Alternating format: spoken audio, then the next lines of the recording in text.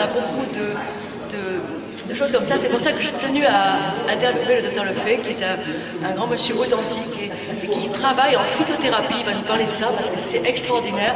Ça nous permet de ne pas polluer avec beaucoup de médicaments, et ça, moi je suis là-dedans, je l'ai bien vu.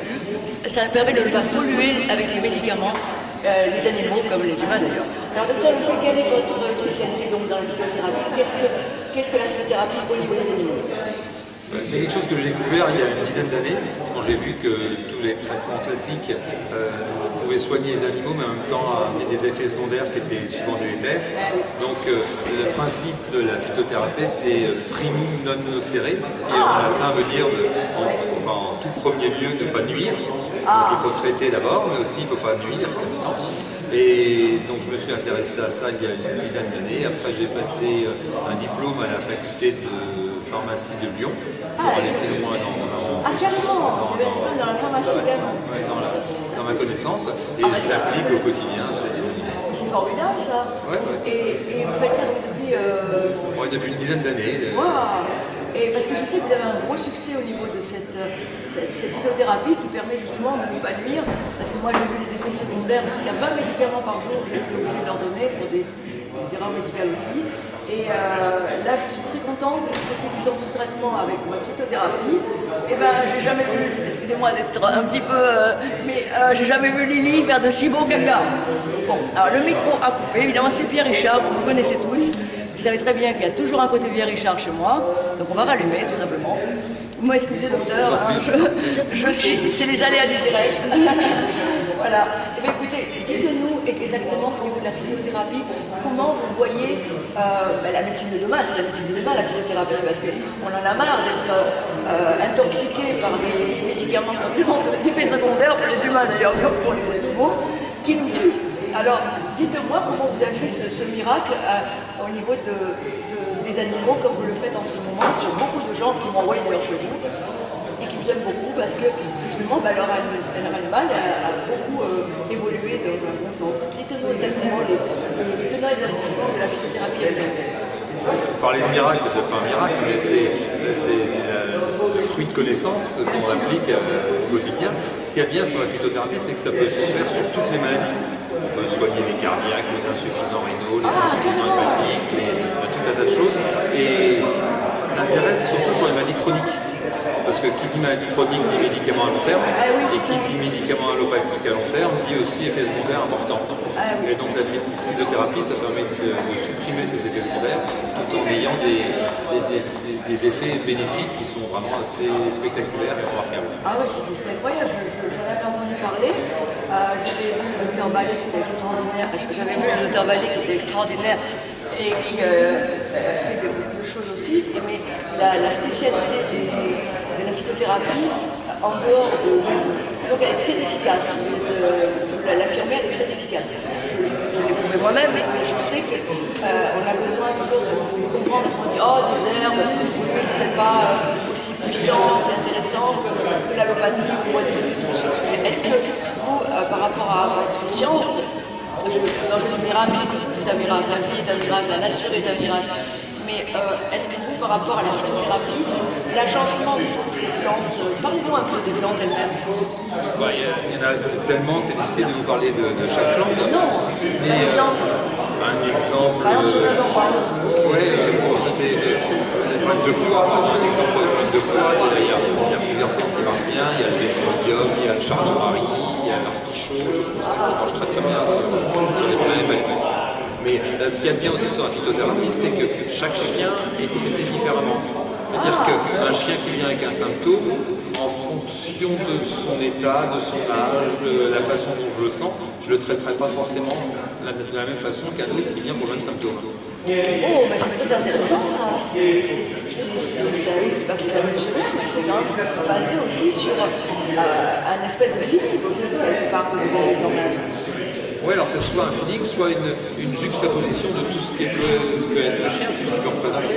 Et... Vous avez arrivé quand même ressenti, parce que moi j'ai découvert un journal One qui apparemment n'avait rien, et en 2 minutes vous avez vu des choses qui ne se voient pas parce que vous n'aviez pas touché encore. Souvent ça arrive, moi j'ai eu une une personne qui m'a raconté, il n'y a pas si longtemps que ça, que vous avez amené un chien et que vous aviez donné un verdict, comment dire, un diagnostic au sentir comme ça, de façon non pas seulement holistique, mais holistique il fait aussi partie de la vie, de l'énergie. Mais vous avez senti ça, vous lui avez dit ça va être ça. Et cette personne n'ayant pas confiance, parce que bon, peut-être la personne voulait des avis beaucoup, elle a fait venir des professeurs de d'autres pays, elle a fait venir plein de gens, elle a fait un énorme travail, et puis finalement le verdict c'était celui que vous aviez trouvé. Alors j'ai trouvé ça formidable comme anecdote à raconter, et ça vous est arrivé souvent? Non, ça, enfin, en tout cas, ça n'a rien de magique, hein, c'est vraiment des connaissances, et puis avec l'expérience, forcément, on arrive à les relier les unes entre elles, les unes avec les autres, et puis à tirer une certaine logique de tout ce qu'on peut voir. C'est bien, mais en dehors de la logique, moi je sens que vous avez cette intuition, parce que vous êtes arrivé des fois à me dire une chose sur les petits bébés, sans que pour autant vous les ayez au moment où touché. Quand vous l'avez touché, vous avez simplement vérifié ce que vous avez déjà vu. Oui, je vous laisse dire ça, je sais pas. Je pense pas que j'ai un effet magique ou Non, surnaturel. il n'y a rien de surnaturel dans l'intuition, c'est des énergies, des synapses du cerveau. Hein. Une bonne connexion, disons, à l'intelligence collective. Enfin, c'est pas plus que la médecine repolée, les maladies psychosomatiques. Donc la psychosomatique, et vous savez très bien que lui, là c'est le roi psychosomatique, donc vous avez vraiment le mérite parce que c'est pas évident, et maintenant on devait parler. Donc voilà, le docteur Lefebvre qui se trouve où vous trouvez. J'exerce à Cannes. Il exerce à Cannes, au Grand Hôtel. Vous pouvez donner l'adresse? Oui, c'est 45 La Croisette, c'est l'adresse de l'hôtel, je suis derrière cet hôtel. Voilà. Et c'est vraiment une joie parce que quand les animaux viennent, ils ne sont pas stressés. Ils n'ont pas la sensation d'aller dans un endroit où on va... surtout quand les petits chiens ont vécu des cathéters, des machins, des ci, des là, des prises de sang. Et ben ça se fait tout seul. Et en plus, la dernière fois, je lui ai dit non, il ne veut pas dans la gorge parce qu'il a eu des problèmes. Tout de suite, vous avez fait dans la patte. Il n'a même pas senti, il n'a même pas bougé. Donc ça, c'est quand même dû, je pense, à l'amour que vous avez des animaux. Parlez-moi de l'amour que vous avez des animaux, c'est important. Oui, ça s'explique difficilement, c'est comme ça. Il y a des choses qui ne s'expliquent pas, vous avez ressenti. Hein. Oui, tout à fait, je suis comme ça depuis que j'ai tout petit. Vous avez des animaux? Oui, j'en ai eu beaucoup. Pour l'instant, on a un chat. Ah, il s'appelle comment? Chalimar. Waouh, Chalimar, c'est un beau nom pour un chat. Ça va bien avec le côté. Il est diabétique. En plus, il a été après ou vous l'avez pris comme ça? Non, il était après.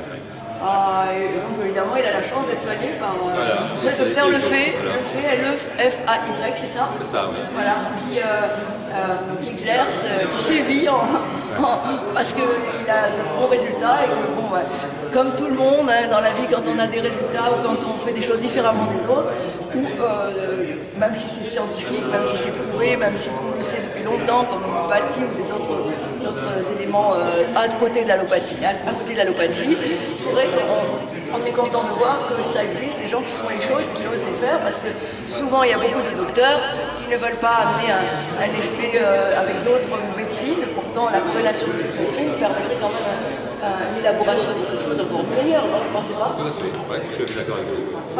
Quand un vétérinaire, par exemple, n'arrive pas en allopathie à soigner quelqu'un, s'il vous l'envoie quelque part, s'il y avait une corrélation entre les gens, s'il n'y avait pas que le problème d'argent, je pense qu'il y aurait comme dans la médecine actuelle énormément de choses qui changeraient, non? Vous ne pensez pas?